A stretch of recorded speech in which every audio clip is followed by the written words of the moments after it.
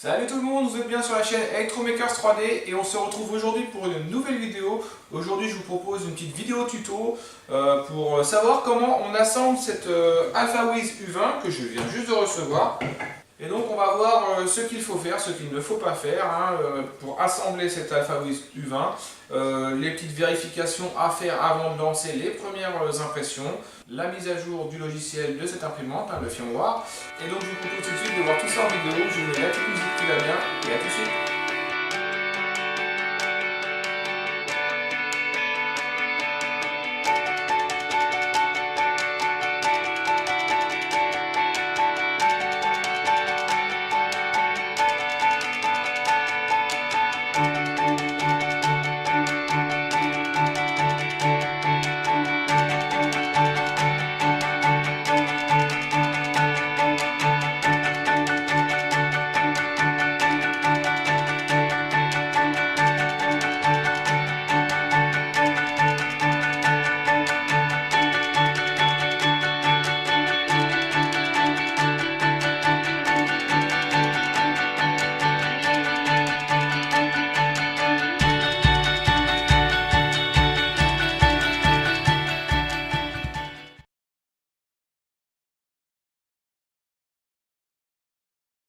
Voilà, j'ai fini d'assembler l'imprimante, j'ai seulement assemblé, j'ai pas encore branché les fils. Ouais, il disait 5 minutes pour l'assembler, 5 minutes c'est faisable, mais quand on sait vraiment où va quoi, toutes les visseries, même s'il n'y a pas énormément de visseries, on peut pas se tromper, mais le temps de regarder le mode d'emploi pour pas faire de bêtises, allez, on va dire que j'ai mis quand même un bon quart d'heure au moins à l'assembler correctement et être sûr de ne pas faire d'erreur. Et maintenant on passe tout de suite au branchement des fils. Mais avant de brancher les fils, très important. On va s'attarder quelques secondes sur notre boîtier en fait. Et en fait, on va bien faire deux petites manips avant de faire le branchement, c'est très important. On va d'abord vérifier qu'elle est bien en position off, donc sur le 0. Et on va vérifier aussi qu'elle est bien sur le bon voltage du courant de votre pays. Donc nous, on est en France, il faudra bien que ça soit en 220. Et pas en 110. Donc là je vérifie, elle est bien en 220. Je vais quand même activer avec le même, vous voyez, un stylo pour regarder. Si je tourne, je vois le 110, il marque 110 mais c'est marqué 115 à l'intérieur. Et donc vous ne pouvez pas le voir, mais on est bien en 230, 220, 230. Ça peut limiter la casse, beaucoup de personnes se font avoir. C'est bien marqué dans le manuel de faire attention et de bien mettre sur le bon voltage, mais souvent les gens ne lisent pas tout le manuel et se font avoir. Et le problème c'est que ça peut griller la carte mère, donc ça serait dommage. Même si sur ce genre de bécane ça coûte pas très cher, ça serait dommage après avoir attendu un petit peu pour l'avoir de la griller au premier démarrage. Donc voilà, on vérifie bien, 220 sur 0 et après on peut commencer le branchement.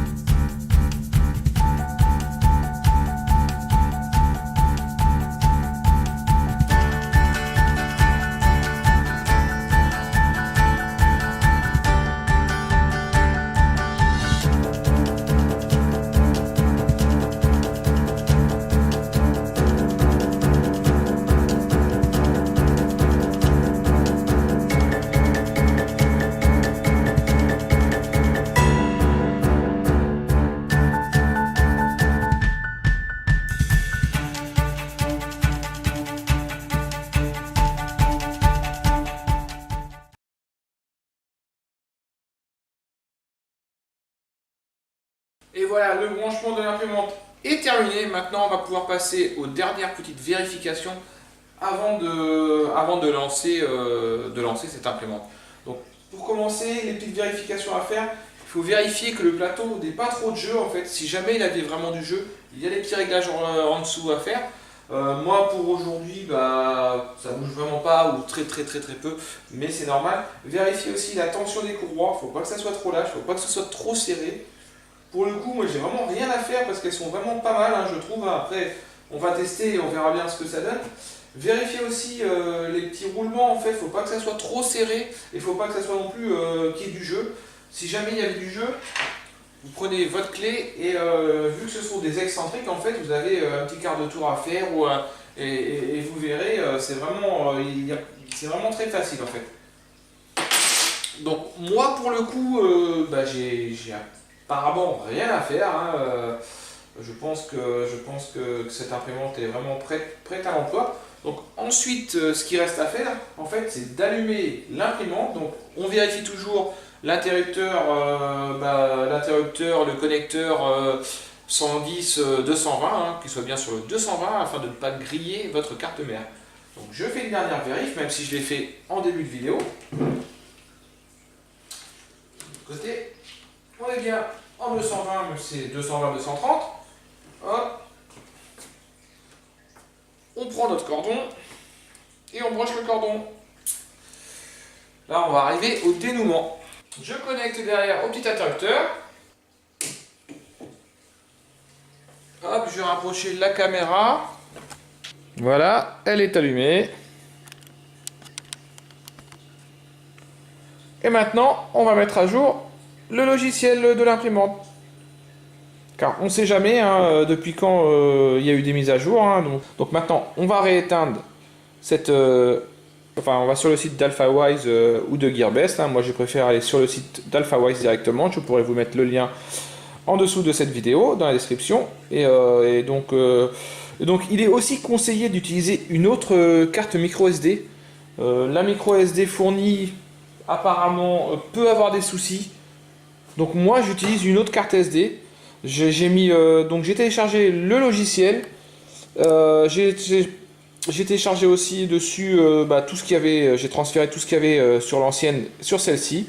J'ai mis la mise à jour du firmware. Et donc maintenant, on va éteindre l'imprimante afin d'insérer la micro SD et de la rallumer. Donc voilà, on met de côté l'ancienne micro SD fournie. On insère sur le côté la nouvelle que j'ai prise. Donc hop, par le haut. Petite information, apparemment elle se met dans ce sens-là. Et on va redémarrer l'imprimante. Et là, aussitôt, ça se met à jour.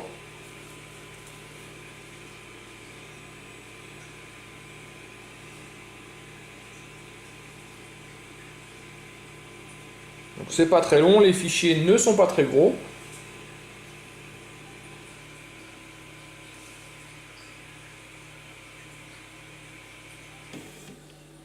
Voilà, l'imprimante démarre. Et voilà, là, on est sûr d'avoir les dernières mises à jour pour cette imprimante. Hein. Donc voilà, là, c'est terminé. Voilà, la mise à jour de l'imprimante est terminée. Il est conseillé de retirer les fichiers, les deux petits fichiers de la mise à jour de la carte SD afin qu'à chaque redémarrage, elle ne refasse pas la mise à jour qu'elle a déjà faite en fait. Donc voilà, bien retirer les deux petits fichiers. Même l'idéal, je dirais que lorsqu'on fait une mise à jour du firmware, c'est d'utiliser une autre micro SD, de mettre que les deux fichiers de mise à jour, de l'insérer, de faire la mise à jour et après de réutiliser cette micro SD pour autre chose. Comme ça, vous êtes sûr de ne pas laisser traîner dessus la mise à jour et que ça redémarre la mise à jour à chaque démarrage d'impression. On ne sait jamais hein, ce que ça peut faire. Si jamais vous n'avez pas tout compris de l'étape de la mise à jour du firmware, je vais poster dans les prochains jours un tuto consacré juste à la mise à jour de cette imprimante. Donc je vous mettrai le lien dans la description juste en dessous. Donc voilà, on continue. Là on se dit, c'est monté, c'est branché, elle est en route, elle tourne. On se dit c'est bon, je peux imprimer. Non, bien sûr, il ne faut pas l'imprimer tout de suite. Là, on va faire ce qu'on appelle le leveling de l'imprimante. Hein. On va paramétrer le plateau, vérifier déjà si le plateau n'est pas bombé, car on a des petits soucis sur les imprimantes. Alors, c'est pas que celle-ci, sur beaucoup d'imprimantes, en fait, elles arrivent. Et le plateau est un léger bombé, en fait, un creux au milieu souvent. Du coup, souvent, c'est remplacé par une vitre ou un miroir. Donc, on verra si ici c'est mon cas. Si c'est mon cas, eh ben, ça ne m'empêchera pas de l'utiliser dans un premier temps. Hein, je ferai avec. Et puis si jamais elle est bombée, ben, je changerai d'ici quelques jours pour un miroir. Donc voilà, maintenant on va passer à l'étape du leveling. Et donc pour faire le leveling, on va faire venir la tête d'impression en fait dans les 4 angles du plateau et on va régler grâce aux molettes là juste en dessous la hauteur de ce plateau afin qu'il ne reste entre la buse et le plateau juste une feuille de papier en fait. Il faudra que cette feuille coulisse légèrement, alors donc sans trop de facilité, mais il ne faut pas non plus que ça accroche. Mais on va voir tout ça tout de suite en vidéo. Voilà, de toute façon, il n'y a pas de risque que vous descendiez trop bas de toute façon, car il y a un petit capteur, hein, lorsque la tête descend trop bas, paf, ça s'arrête, vous ne pouvez plus descendre. Et là, on va régler, grâce à la petite molette, le leveling.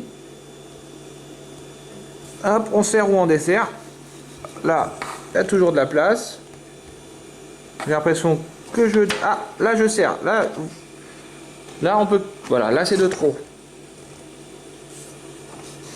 Là je sens que ça accroche. Ah. Là c'est libéré, donc je vais voir si je peux... Là je sens un petit frottement quand même. Là je pense que je suis pas mal.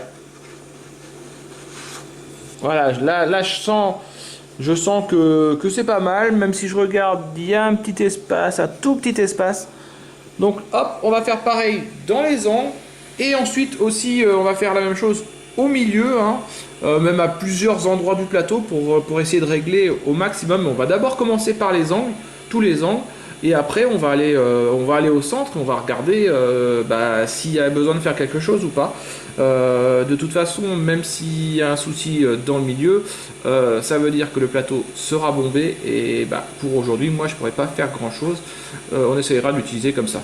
Donc, hop, je vous mets la caméra et un peu plus surélevée, hein, mais vous procédez exactement de la même manière pour les angles.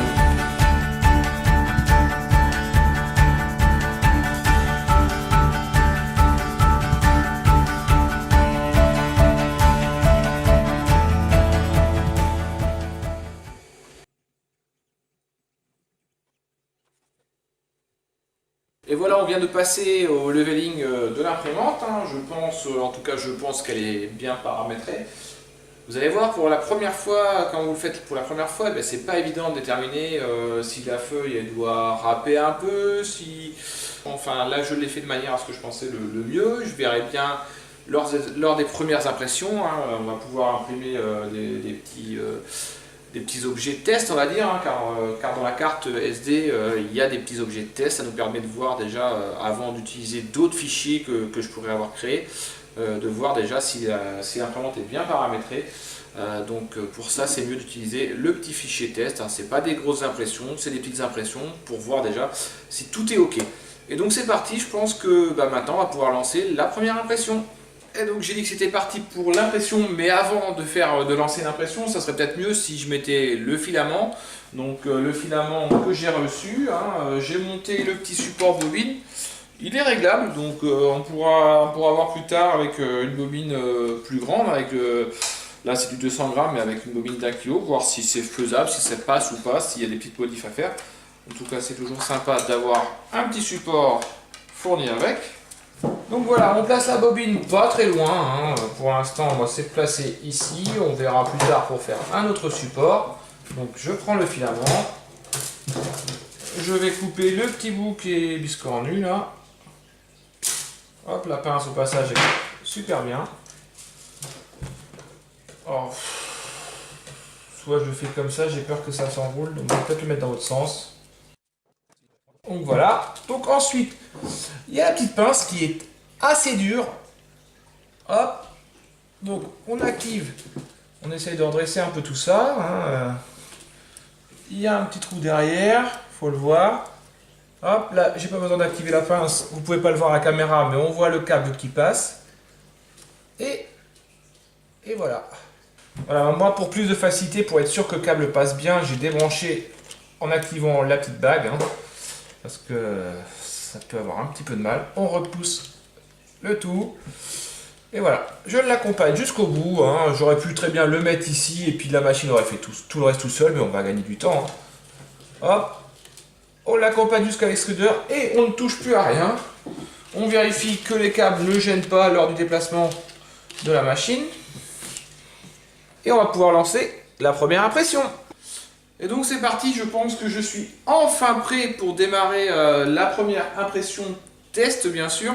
Je vous cache pas que je suis un peu pressé, un peu excité de mettre en route cette imprimante 3D, hein.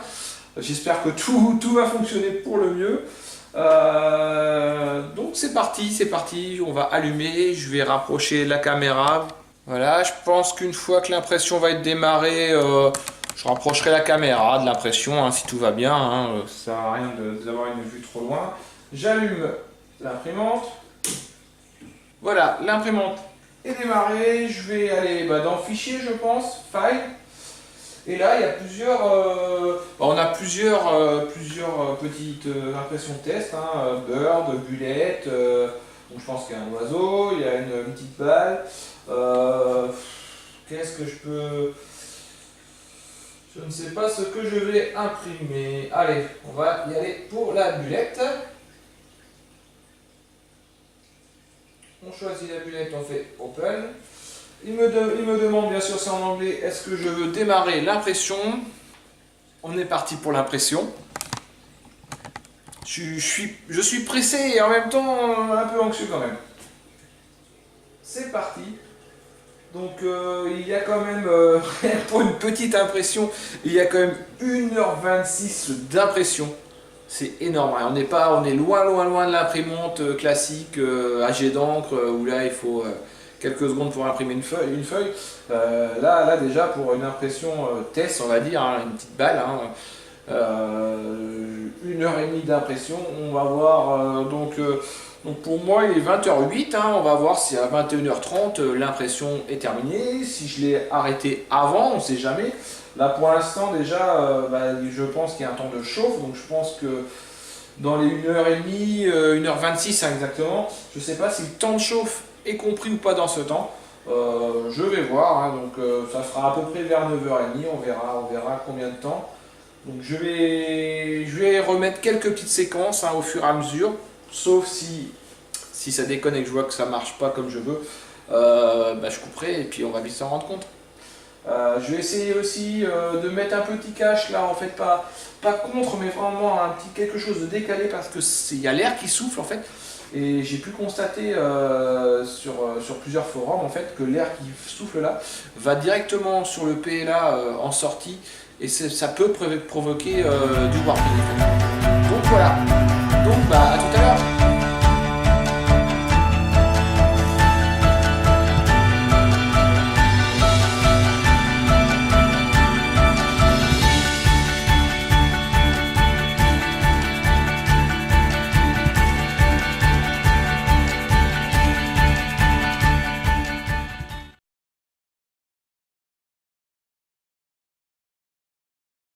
Et voilà, ma petite impression est terminée.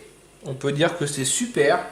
Je vais pas y toucher pour le moment, on va laisser refroidir. Je vais remettre la caméra un petit peu plus loin et on se retrouve tout de suite. Et voilà, l'impression vient juste de se terminer, hein, ça fait peut-être 2 minutes.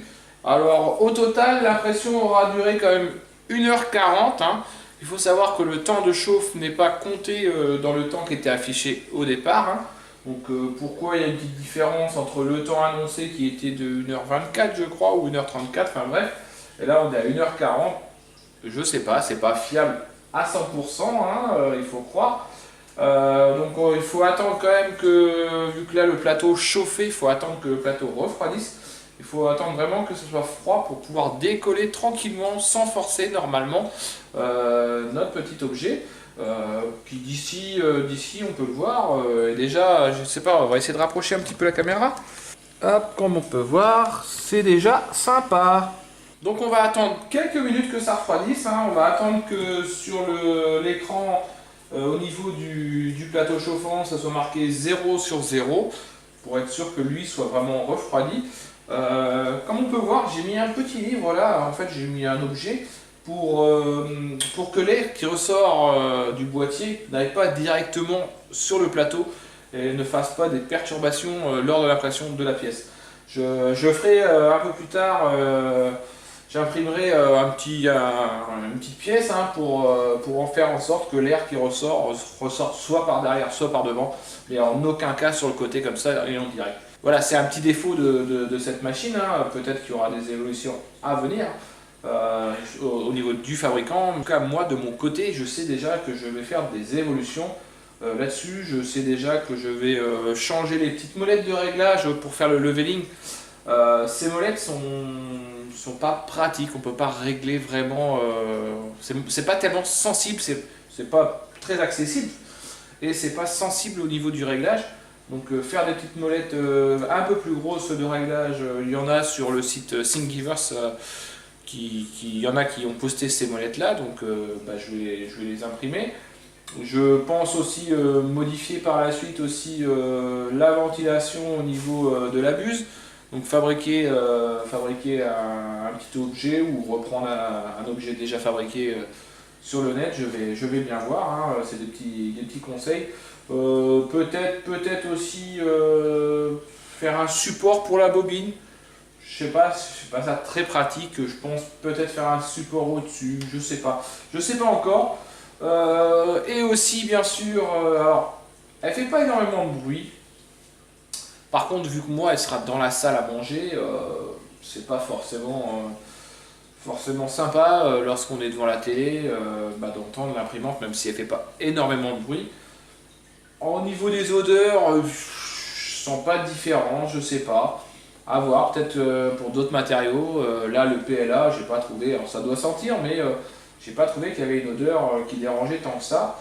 Donc je pense lui faire un entourage, un coffre en fait, car je veux travailler l'ABS et pour l'ABS il faut qu'il n'y ait pas de courant d'air, donc c'est mieux que ça soit vraiment dans un coffre fermé en fait. Donc je pense, je réfléchis déjà à ça, lui faire un coffrage vitré, alors soit en verre mais je pense pas, plus en plexi en fait, faire un beau vitrage en plexi, ça sera sympa.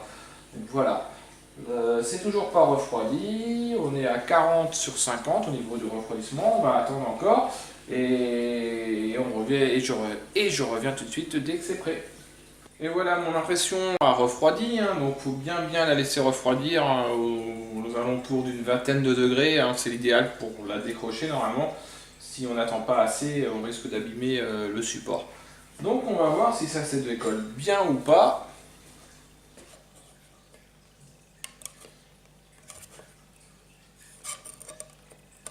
Et quand même ça tient. Hein.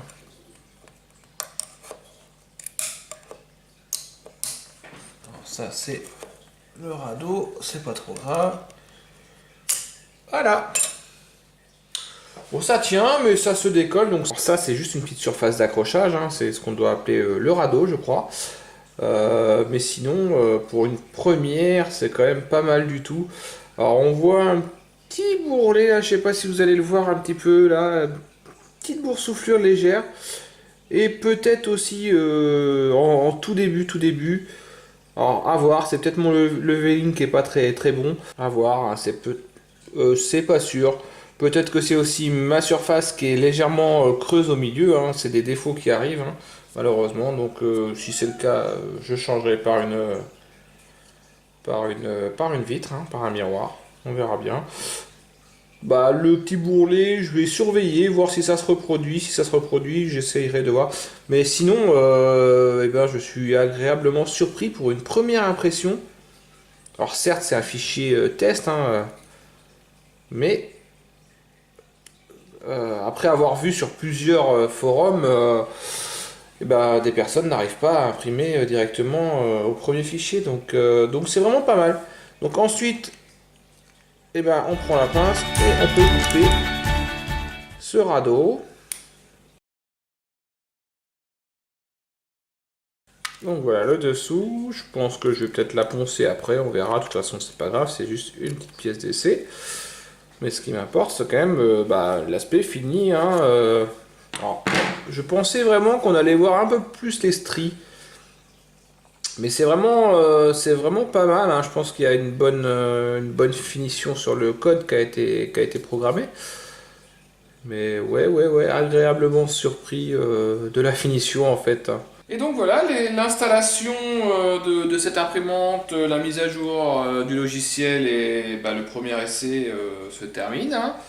Pour moi, ça va être le moment de vous dire au revoir, de vous dire à une prochaine fois. Prochainement, je mettrai un petit tuto concernant juste la mise à jour, hein, du logiciel, hein, la mise à jour du firmware. Ça pourra aider certains. Et aussi, je pense que je ferai une petite vidéo prochainement aussi sur les améliorations à faire sur cette AlphaWise U20. Car j'ai déjà des idées d'amélioration, hein, des choses aussi que j'ai vues sur le net. Donc voilà. Et puis à suivre bientôt aussi les petits tutos sur la conception 3D, hein, sur le logiciel Fusion 360. Hein. Quelques petits tutos aussi en électronique, hein, une lampe, un petit sapin avec des petites diodes qui s'allument, du modélisme, il va y avoir aussi.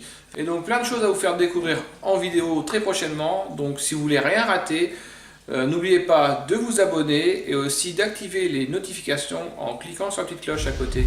Allez, je vous dis à bientôt sur Electromakers 3D. Ciao, bye bye.